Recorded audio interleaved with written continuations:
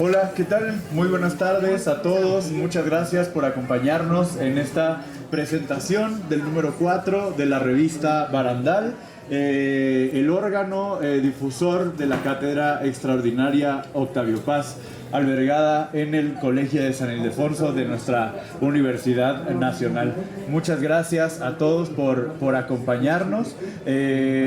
Quisiera comenzar esta presentación contándoles que hace ya casi 100 años, hace un momento, Rebeca aquí presente, me preguntaba cuándo dejó de imprimirse la revista, la antigua revista Barandal, y le dije, ya tiene, desde 1932. La revista Barandal originalmente fue una publicación fundada por Octavio Paz y 3 de sus compañeros preparatorianos, en la entonces Escuela Nacional Preparatoria, albergada justamente dentro de los muros del Colegio de San Ildefonso. Esa revista tuvo una vida muy breve, de apenas unos meses, entre mediados de 1931 y principios de 1932. Creo que ellos llegaron a tener 7 números. Nosotros vamos en el cuarto, pero en términos de tiempo, nosotros ya hemos durado más que la antigua revista Barandal, lo cual ya es un logro. Tenemos menos números, pero ya hemos durado más tiempo. Insisto, es el número 4. Los primeros 3 vieron la luz a partir del año 2021. Y todo esto tiene que ver con una figura fundamental de quien vamos a hablar bastante el día de hoy, el poeta y ensayista, gran profesor David Huerta. Que si no están familiarizados con David Huerta, seguramente sí están familiarizados con su papá, que fue un tal Efraín Huerta. Y a mí me gusta presentarlo. ¿Ves esas figuras impresentables? Que si empiezas a presentar, pues no terminas. Me tardaría dos horas en hacer una semblanza de Efraín Huerta, pero baste decir que es el inventor de los poemínimos y quizá uno de los poetas más importantes del siglo XX en lengua española. Como no podía ser de otro modo, este cuarto número está dedicado a la memoria de David Huerta, como ya habrán podido hojear en sus ejemplares, y ahora hablaremos más particularmente de ese asunto. Antes quisiera decirles que claro que hay diferencias entre la primera o la Barandal original y esta nueva Barandal. La diferencia más evidente es que pues ni David y yo teníamos 17 años cuando la fundamos, ¿no? Teníamos ya bastantes más ambos. Por tanto, esta no es ya una revista adolescente, una revista de juventud, pero sí quiero decir que la fundamos con un entusiasmo y una alegría propio de 2 adolescentes, la verdad. Y creo que ahí es donde hemos sido más fieles al espíritu de la antigua revista, ¿no? En esta nueva época de Barandal tenemos autores célebres, reconocidos, ya con una amplia y vasta trayectoria, pero con esos autores mayores conviven otros jóvenes, a veces muy jóvenes, que también colaboran con nosotros en la publicación. Eso es algo que siempre tuvimos presente David y yo. Esta revista iba a dar acogida a las plumas de los autores más jóvenes, como los que me acompañan el día de hoy en esta mesa. Bueno, ya para finalizar y darle la palabra a quienes me acompañan esta tarde en esta mesa, quisiera destacar el trabajo que implica material y editorialmente la revista Barandal, que es una revista en papel. El diseño editorial se lo debemos a Maite Aguirre, aquí presente, y el cuidado editorial a Benjamín Anaya, que está por acá. Maite ha hecho un trabajo muy bello al revivir y al mismo tiempo rendir homenaje a la antigua Barandal. Si ustedes revisan la portada de la Barandal antigua, se darán cuenta de cómo el diseño de esta nueva publicación dialoga con el de aquella antigua publicación.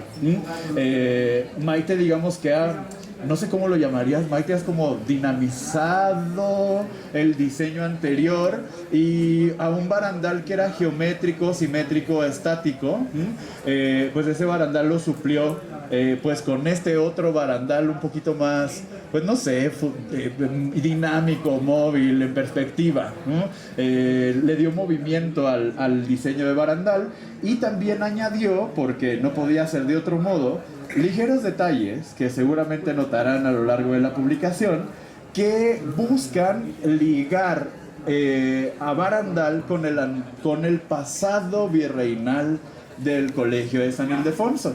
En el Colegio de San Ildefonso hubo una imprenta que fue fundamental durante el periodo de la Nueva España, y cuando teníamos conversaciones sobre cómo se iba a ver la nueva barandal, yo tuve que llevar agua para mi molino, y le dije a Maite, tenemos que ligar esta nueva revista con la imprenta del antiguo Colegio de San Ildefonso, que manejaban los jesuitas en la Nueva España.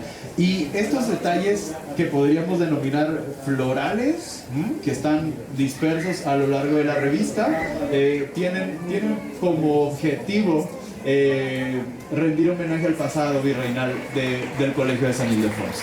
Bueno, sin más preámbulo, quisiera darle la palabra en primer lugar a María del Mar Gamis, aquí a mi lado, una de las autoras del número dedicado a David Huerta. Agradezco mucho a Mar que nos acompañe esta tarde. Ella es editora y traductora del ruso al español, es licenciada en Lengua y Literaturas Hispánicas por la UNAM, y para la Cátedra Extraordinaria Octavio Paz coordinó e impartió el Seminario de Literatura Rusa. En 2022 obtuvo el Premio Bellas Artes de Traducción Literaria Margarita Michelena, ni más ni menos, y le doy la palabra.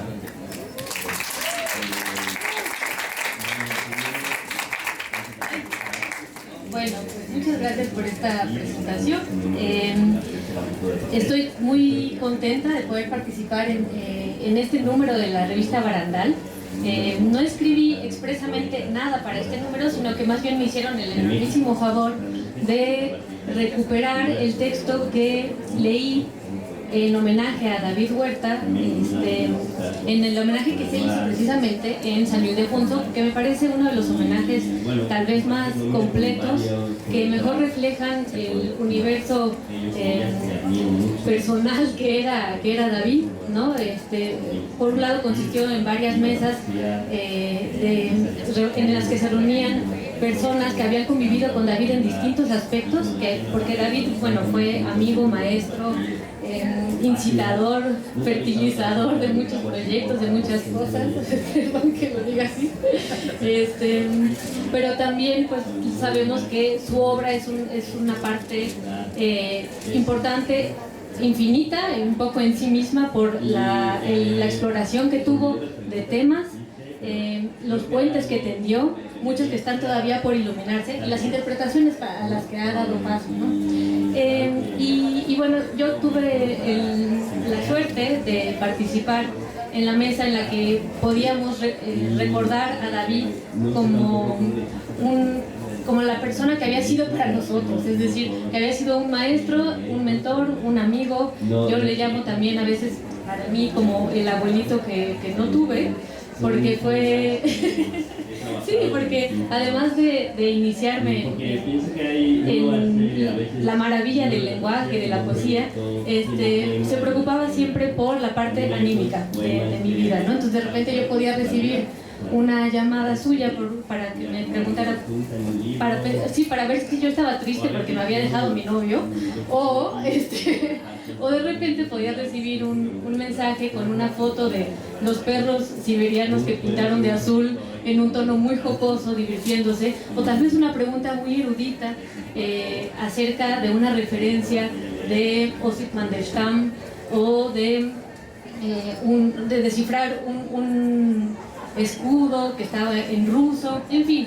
Era una presencia muy constante, y justo me da alegría que se haya incluido este texto mío en Barandal, porque da cuenta de un aspecto de David que tal vez pasa un poco desapercibido para muchos o que no es tan conocido, y es su afición a lo ruso, es decir, a la literatura rusa, al idioma ruso, a la cultura rusa.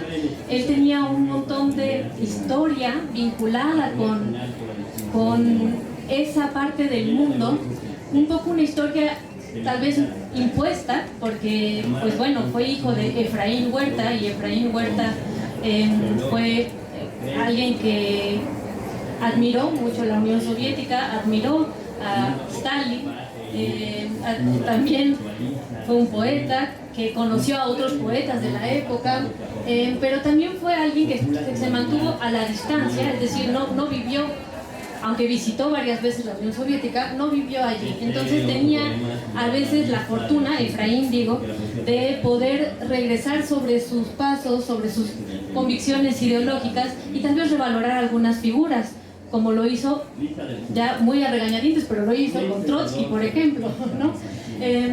Y entonces David creció en ese ambiente, y digo, tuvo que, no sé si tuvo que o lo hizo gustoso, pero era un niño. Hay una anécdota que cuentan sus familiares, y que al parecer refiere Efraín en una crónica, que es cuando tiene que irse medio expulsado, medio no, el diplomático Yuri Fáforov de México, tiene que salir para no poder volver a este lugar,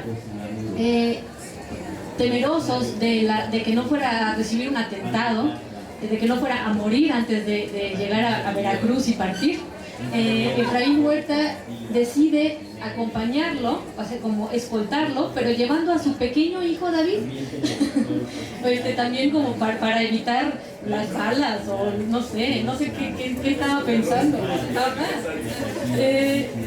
Y bueno, entonces él tuvo que crecer en ese ambiente, pero la relación de David también con lo ruso también es una especie de distancia del padre, de distancia de lo que significó, bueno, esas certezas del comunismo, de la Unión Soviética. Y él, por ejemplo, ya mezclaba, o ya tenía la posibilidad de ver cómo había influido, cómo habían sido las vidas de los que no se hablaban afuera, de los poetas represaliados, de los escritores represaliados en su momento. Admiro mucho, por ejemplo, a Joseph Brodsky, y en fin, me estoy yendo un poco por las ramas, pero quiero decir que David conocía no nada más esas historias o esos autores, sino que tenía su vocabulario lleno, salpicado de palabras y de conceptos de la cultura rusa. Y en este ámbito, en este espíritu fertilizador, creo que lo pone nervioso esta palabra, pero sí es pues un poco así, pues moldeó, o por lo menos a mí me dio la seguridad que necesitaba para poder seguir estudiando el idioma y convertirme en traductora de literatura rusa. Y también en esta generosidad que lo caracterizaba, y que un poco se muestra en este barandal de la figura de Jorge como editor de una revista. Se te cayó este regalo, ¿no? Y este reto, no sé cómo llamarlo, pero es algo que puede ser muy estimulante, difícil, pero que te permite descubrir otras cosas. Bueno, un poco así David se comportó, gracias al apoyo de San Ildefonso conmigo, y me pudo abrir la puerta para hacer el seminario de literatura rusa, en donde, bueno, pues se mostró así increíblemente generoso. Estuvo en la presentación, me dio una ¿cómo se llama? Carta blanca para que invitara a quien quisiera, habláramos de lo que quisiéramos, estuviera él o no de acuerdo con algunas cosas, y bueno, dejó las puertas abiertas de la cátedra, que pues obviamente estarán o no en la medida en que haya cosas interesantes que proponer, pues, ¿no? Pero, ¿qué pasaba con David? También Barandal, yo me siento un poco extraña hablando de Barandal desde este momento, porque David, que siempre estaba fraguando proyectos para sus amigos y con sus amigos a partir de los intereses que compartían, cuando estaba dándole forma a Barandal en su mente, que lo habían nombrado director de la cátedra, y eso lo emocionaba muchísimo, me había contado, ¿no?, que iba a invitar a Jorge como editor, que estaba muy contento, pero también me decía, me gustaría, Marita, que participaras con algo y que participaras con algo que tenga que ver con la traducción del ruso. A mí me parece una ventana gigantesca y lo que pensamos fue en buscar al traductor de Octavio Paz al ruso, que fue Pavel Grushko. Entonces, bueno, empezamos a urdir una serie de textos que podían conformar Barandal. Después, por cómo se dio Barandal, por la extensión y todo, ya no pudo ser posible que saliera esa colaboración. Tendrá que ser tal vez después, pensando en otra manera o lo que sea. Pero les digo que me siento extraña porque yo imaginaba que si alguna vez iba a colaborar en Barandal, iba a ser con eso que estábamos planeando, ¿no? Hablando de las traducciones de Paz al ruso, de la vida poética de los años 60, 70, 80, que compartió mucho con los poetas soviéticos y que cada vez menos se habla de ello y se esconde, no sabemos qué pasó. Y pues bueno, quedó en calidad de promesa, llegó la muerte, cambió las cosas, ahora se hace. Primero hablamos de él y de lo que dejó sembrado como promesa también, pero también de los resultados que ha dado, y es por eso que agradezco mucho la inclusión de este texto, y espero que lo disfruten, que puedan también disfrutar la cantidad de referencias extrañas que tenía David acerca de los rusos, que sepan que era algo que estaba presente en su vida y que bueno, se multiplicará de una u otra forma, pero siempre traerá su impronta. Eso es lo que quiero decir.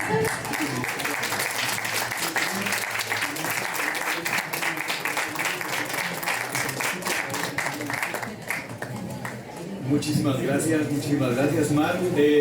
Además de ese texto íntimo, entrañable y muy ruso de Mar Gambis, el número 4 de Barandal cuenta con un texto, ¿cómo decirlo?, más de carácter crítico, filológico, erudito no lo sé, no que el de Mar no sea erudito, pero está hecho desde el cariño. En cambio, el texto de Emiliano Álvarez, a quien recibimos y agradezco mucho que esté presente en esta mesa, va sobre la manera en la que David Huerta escribió su obra maestra, Incurable. Emiliano actualmente escribió una tesis doctoral sobre poesía y tecnología de la escritura, ha sido becario de la Fundación para las Letras Mexicanas, también del FONCA. En 2017 obtuvo el Premio Nacional de Poesía Joven Elías Nandino con el libro Solo Esto, y ha publicado, además de Solo Esto, otros 2 poemarios que son Nomen de 2017 y Salir el Cuerpo de 2023. Muchísimas gracias, Emiliano, te escuchamos. Muchas gracias. Hay un poema de David al que yo vuelvo mucho, y especialmente desde su muerte, que tiene unos versos de rompe y rasga verdaderamente, y a ver si no lloro, pero bueno, por eso no los veo en público, creo, pero son geniales, escuchen. Digo sus amigos una vez más, sus amigos heridos, pero no heridos por él. Él mostraba heridas, y esas heridas eran sus amigos. A ver si se me entiende. Metió la mano entre nosotros y sentimos una sacudida porque era un demonio. Era un demonio y se murió. Un día de octubre se murió completamente. Aquí queda una ansia por su muerte. Aquí dejo yo de escribir para que él siga escribiéndome, hiriéndome, mostrándome todo eso que sacó del agua y del perro que estaba debajo de la llave. Es un poema espectacular, un poco más largo, dedicado a Jaime Reyes, una figura con la que David tuvo una amistad entrañable a raíz del movimiento del 68 y después muchas diferencias. Es un poema de reconciliación luego de la muerte de Jaime Reyes. Pero creo que reúne buena parte de las sensaciones que tenemos quienes tuvimos el entrañable privilegio de haber sido amigos de David Huerta. Y pues seguimos aquí reunidos y planeando homenajes y más homenajes para mostrar esas heridas que somos y que tenemos y que hay que honrar. Lean el texto de Mar, por favor. Es espectacular, es muy conmovedor, es muy hermoso y sin duda formó parte de un homenaje del todo entrañable y organizado con mucho tino y con mucha sensibilidad por la cátedra Octavio Paz, ya en ese momento en manos de María Baranda. Y bueno, el texto mío sucede, viene a cuento, el texto que está en Barandal, porque David, en el caso de varios de nosotros, empezó siendo nuestro amigo y luego nos dimos cuenta de que era un chingón, ¿no? O sea, nos dábamos cuenta de que era un gran maestro y estábamos allí como a su amparo, aprendiendo a leer con él. Y él tenía una bonomía y una generosidad espectaculares. Y después fue que aprendimos a leer también su obra. Y a mí se me ha ido buena parte de mi energía académica en tratar de seguir leyendo su obra. Y uno de esos ejemplos es un capítulo de mi tesis que está dedicado al manuscrito de Incurable. Un manuscrito, o para usar un terminajo un poquito más preciso, mecanuscrito, porque fue escrito en una máquina de escribir Brother. Ese mecanuscrito se ha perdido, no lo conservamos, el manuscrito original, que estaba compuesto de una forma muy peculiar y que David narra en un texto que escribió en 2017 cuando Incurable y yo cumplíamos 30 años, yo soy del año de Incurable, en el que responde a unas preguntas de Elsa Cross, su gran amiga y estupenda poeta, sobre la manufactura, sobre la escritura de Incurable.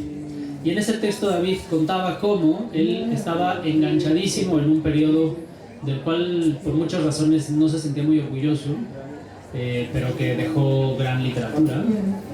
Estaba muy enganchado en una dinámica un poco malditista de escritura automática que tenía que ver con el consumo a todas luces excesivo de alcohol.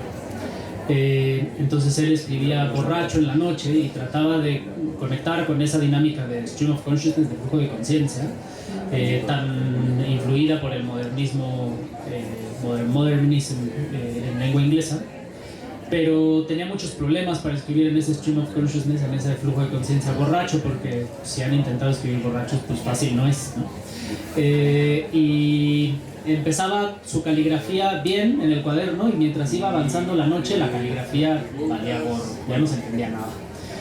Se compró una cinta magnetofónica, algo que hacían los escritores y los periodistas de la época, un grabador de voz, y se mandaba a sí mismo del futuro, se dictaba el poema y después de un rato ya no se entendía nada su voz. Y el problema de la máquina de escribir, que no tiene ninguno de los defectos de las anteriores, es decir, no pierde legibilidad porque las teclas son activadas por los dedos y se imprimen igual, no importa cuán borracho estés. Tenía el problema de que cambiar la hoja borracho, bueno, no está fácil, ¿no? Y además interrumpía el proceso, que no era fácil, interrumpía el flujo de conciencia. Si tienes que parar cuando se acaba la página y quitarla y poner la otra y hacer todo ese cambio engorroso, pues fácil no es. Lo interesante de todo esto es que es un momento tecnológico bien particular, porque no está muy lejano en el tiempo de la invención de los procesadores de texto ni de las máquinas de escribir eléctricas, en donde uno hubiera tenido ese problema. Pero lo tenía y ansiaba algo que no poseía, y como un poeta que pertenece a la categoría de Pound de los inventores, para Pound los inventores son los que están en el grado más alto de los poetas, los que llevan un poco la batuta y la vanguardia, David se las ingenió para crear eso que no tenía. Y lo hizo robando, lo cual es genial, es una anécdota genial, porque trabajaba en la Gaceta del Fondo, cuidando en la imprenta las impresiones. Y ahora se entiende poco, pero las galeras donde se imprimían las pruebas eran hojas del tamaño del ancho de una hoja carta, pero muy largas. Y David se robaba esas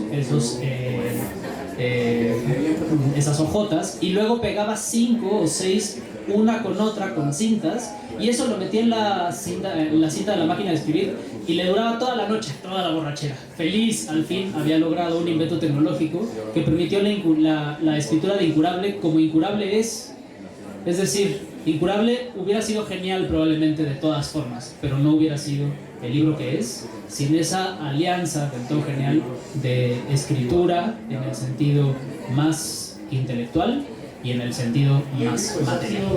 Y sobre eso es mi texto. La verdad es que el texto interesante es el de David. El mío es un poco un comentario sobre lo que David dice. Pero bueno, por lo menos se enterarán del chisme y ojalá lo lean y sea también un buen pretexto para que se acerquen a ese libro que es Incurable. Un libro sin duda difícil, retador, pero al mismo tiempo monumental. Si sienten que no entienden todo, no se preocupen por entenderlo todo, porque yo creo que ni David lo entendió todo. Sigan avanzando y verán que de pronto se ilumina la página con frases, imágenes, hallazgos que verdaderamente dan miedo de lo enormes que son, ¿no? Y pues nada, no quiero tomar más la palabra, me interesa mucho que escuchemos a Rebe. Y pues nada, gracias.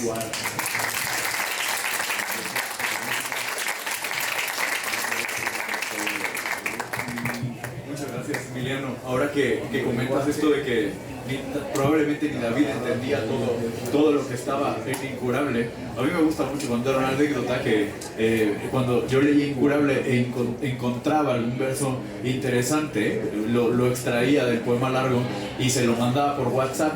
Las primeras veces me decía, oye mano, ¿quién escribió eso? Una vez hasta me dijo, ¿quién escribió esa mafufada? No me acuerdo qué palabra usó. Y le dije, David es Incurable.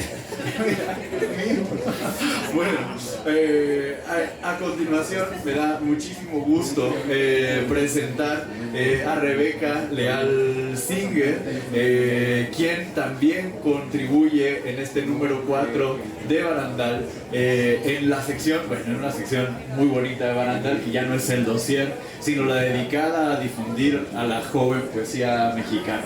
Rebeca fue becaria de la Fundación para Letras Mexicanas, actualmente es becaria del FONCA, de hecho somos compañeros en la beca del FONCA, y en 2023 obtuvo el Premio Iberoamericano de Poesía Alejandro Aura con el libro Papel, Niña Papel, pero además es autora de un poemario de título intrigante, vamos a decir, intrigante, que es Oscilo entre ver mi teléfono y verte a ti. Una disyuntiva en la que todos hemos estado. El libro es de 2022. Bueno, le doy la palabra a Rebeca. Pues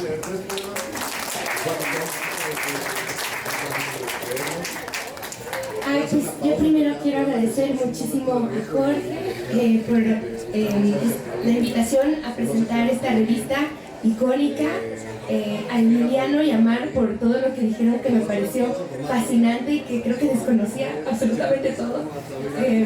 Y sí, quiero agradecer mucho a María Baranda, que es la coordinadora de la Cátedra Octavio Paz, quien me invitó a escribir por una parte y por otra a publicar este poema. María Baranda nos incitó a varios poetas jóvenes a que escribiéramos un poema para un ciclo que se llamó Corriente Alterna, que tenía que ver con reescrituras o juegos a partir de la obra de Octavio Paz, que se llevó a cabo el año pasado.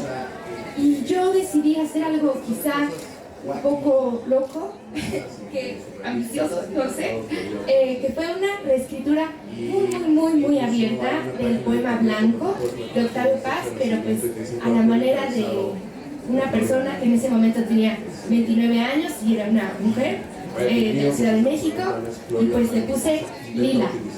Y ese poema Blanco se lee de arriba para abajo, se lee de derecha a izquierda, tiene muchas particularidades, entonces yo me divertí muchísimo haciéndolo y pues les voy a compartir un fragmento. Lila. En la habitación de una niña, llama rodeada por ángeles, en el fuego una sombra bendita, leona, un rugido. El fuego te da música, pequeña en movimiento, te da alegría, un instante. Muchacha, te ríes como el combustible, luz de bengala, estás a salvo en tu habitación que es tu jardín, eres imán. Hadas jugando en la arena, castillos de naipes, una canción en el fondo y el río baila, río soy junto a todo, río soy de entereza, de historias que se multiplican como abejas de complejidad, río eterno, misterioso, boca de manantial, cascada canadiense, y debajo de la cascada una niña recibiendo el chorro de agua sobre sus hombros, un grito de entusiasmo, felicidad, el cambio, un sorprenderse a ella misma, la que habla, niña maestra, la más viva, vivísima, habla, la vida entera se hinca ante su voz, silencio hasta la transmutación, hasta la ondulación, la paz hasta el agua, la transmutación es todo lo que queda, la madurez es mineral. Los colores se despliegan, se alista la paleta para el óleo, la piedra se peina como esta página. La niña vuela y es color lila. La niña es una llama, hay música, bailan los bancos de arena, los peces tocan marimbas desde sus bancos, los árboles encadenados se desencadenan, violines hermosos, pianos hermosos, el cielo aplaude, cielo abierto, tierra abierta, violín y piano, esplendor y destello, te canto, te pido, la niña te canta, te abres tierra, tienes la boca llena de paz, tu frente chorrea cielo, quietud, tus dedos en absoluta calma. Lila es la niña, la llama y la palabra. Gracias.